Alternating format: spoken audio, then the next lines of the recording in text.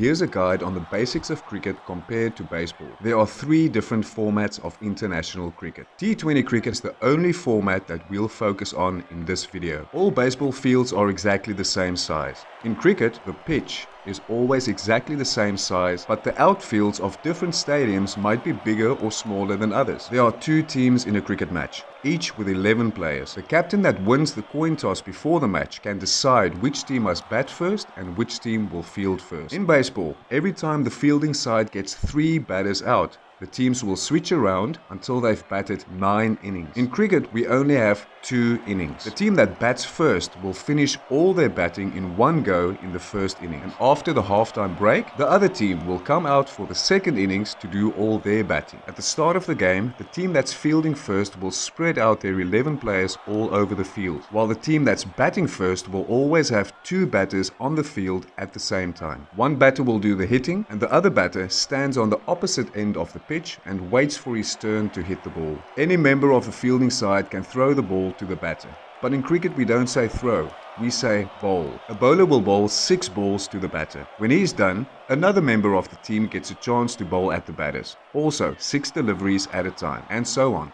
A set of 6 deliveries like this is called an over. The fielding side will bowl a total of 20 overs to the batting side. So 20 overs with 6 deliveries per over gives you a total of 120 deliveries that the fielding side will bowl to the batting side. In baseball, the pitcher is not allowed to bounce the ball to the batter, but in cricket it is allowed. In baseball, a pitcher stands in one position when pitching to the batter, but a cricket bowling action looks much different. In cricket, you're not allowed to bend your elbow when you bowl. Bowlers have a run-up to build up enough speed to be able to swing their arm fast enough while keeping it straight. The batters must hit the ball to score points. But in cricket we don't say points, we say runs. All along the outer edge of a cricket field is a rope that we call the boundary. If a batter can hit the ball hard enough to roll all the way to the boundary, the batting side scores 4 runs, or simply called a 4. If a batter can hit the ball hard enough to fly straight over the boundary without bouncing first,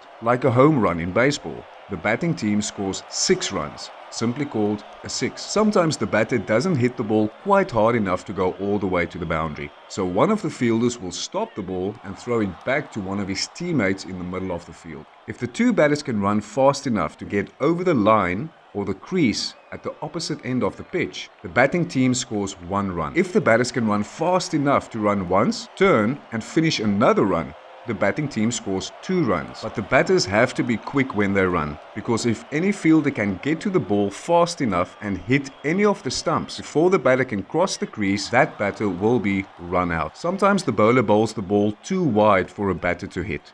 The umpire will call this a wide, similar to a ball in baseball. The batting side gets awarded 1 run for a wide ball, and the bowler must bowl that delivery again. Sometimes the bowler may overstep the crease when delivering the ball. The umpire will call this a no ball, and again, the batting side gets awarded 1 run, and the bowler must bowl that delivery again. The batting side wants to score as many runs as they possibly can off their 120 deliveries. The fielding side has 2 main objectives. Firstly, to stop the ball from reaching the boundary and to restrict the batting side from scoring runs as best they can. Secondly, they want to get the batters out. If the bowler can hit the stumps or the wickets behind the batter is out, and we call this bowled. If a batter hits the ball in the air and any fielder can catch the ball before it touches the ground, the batter is out, and we call this caught. Similar to baseball, if the batters run between the wickets as explained earlier, and any of the fielders can hit the stumps with the ball before a batter gets over the crease, that batter is out, and we call that run out. Sometimes the ball might hit the batter on the legs or the body.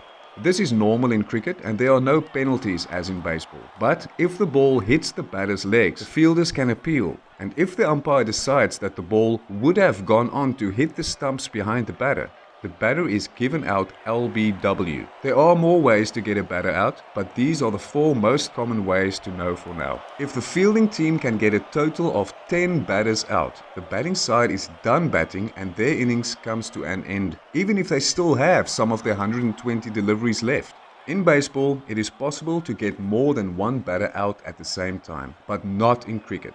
In cricket, you can only get one batter out at a time. If a batter is out, he will leave the field while the next batter on the list will come out and join the other batter on the field to continue. In baseball, batters can come back to bat again, even if they have been out before. If a cricket batter is out, he's done batting for the rest of the game. So when the fielding side finished bowling their 20 overs, or if they get 10 batters out, the first innings comes to an end. For example, the blue team batted first and they managed to score 145 runs in their innings. After the halftime break, the teams now switch around and the red team will now bat while the blue team will field. As soon as the red team can score 146, the red team immediately wins and the game is over. But if the red team fails to score 146, the blue team will win. Or if the blue team can get 10 red team batters out before they can get to 146 runs, the blue team will also win. A cricket result is all about scoring more runs than your opponent. Even if the other team got more of your batters out, you still win. Only the runs determine the winner. Here are some more important differences between cricket and baseball. Cricket batters do not drop their bats like in baseball. Batters will hold on to their bats at all times and they are allowed to use it as an extension of their arm when running or diving over the crease. When a batter misses a ball, there are no strikes like in baseball. If a batter misses a ball or just fails to score a run from it, it's just a wasted delivery for the batting side that they were unable to score runs from. In cricket, we call this a dot ball, and the fielding side wants to try and bowl as many dot balls as they can to restrict the batting side from scoring too many runs. Also, cricket batters do not have to run when they hit the ball. If they hit the ball too close to a fielder and the risk is too great to attempt a run, they will just stand their ground and try again with the next delivery. There are also no foul areas on a cricket field like we see in baseball. Cricket batters can hit the ball and score runs on any part of a cricket field. In cricket, it is common for the ball to hit batters on the body. A cricket ball is rock hard and weighs slightly more than a baseball, so yes, it definitely hurts. And the only fielder who is allowed to wear gloves is the wicketkeeper who stands behind the batter, similar to a catcher in baseball. And in baseball, the spectators get to keep the ball as a souvenir when the batter hits a home run into the crowd. But in cricket, the same ball is used for the entire innings. Spectators will always throw it back to security or to the players on the field. The best way to learn more about cricket is to watch a full match and subscribe for more cricket content just like this. Just sit back and have a look at this.